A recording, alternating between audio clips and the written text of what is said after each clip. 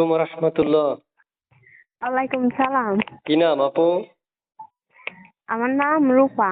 বয়স কত? বয়স 18। কেন আসছিলেন এই ভিডিওর সামনে?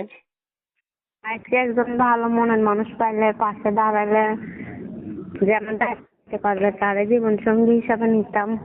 বিয়ে করবেন? বিয়ে তারে বিয়ে করবেন? বিয়ে করবো বলে তো আসছি, বিয়ে না করলে কি এমনি কথা বলতে আসছি নাকি? আচ্ছা, আপনি কি করেন?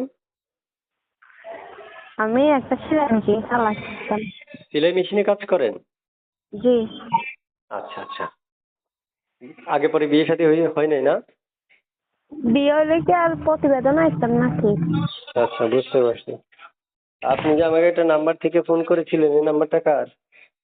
নাম্বারটা আমার। এই নাম্বারটা আপনার? জি।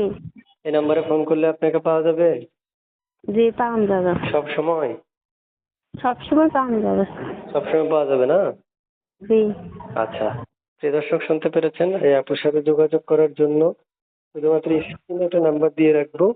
এই নাম্বারে যোগাযোগ করবেন, কল করবেন, কল করলে আপু আপনাদের সাথে কথা বলবে। আপু শুনতে চাচ্ছি, আপনি যে মনের মানুষ চাইতে আসছেন, কেমন বয়সী? যেরকমই হোক, যে ভালো মনের মানুষ হবে, পাশে থাকতে পারবে, সারা জীবনের দায়িত্ব নিতে পারবে, তারই জীবনসঙ্গী বানাবো।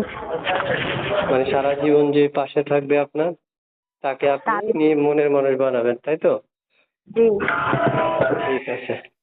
দর্শক শুনতে পেরেছেন আপনারা, আপুর মুখের কথা। চাইলে আপুর সাথে যোগাযোগ করতে পারবেন, কথাও বলতে পারবেন। আপু শুনতে চাই, এই নাম্বারটা আমি দর্শকদেরকে দিয়ে দিচ্ছি, দর্শকদের সাথে কথা বলে নিবেন, ঠিক আছে?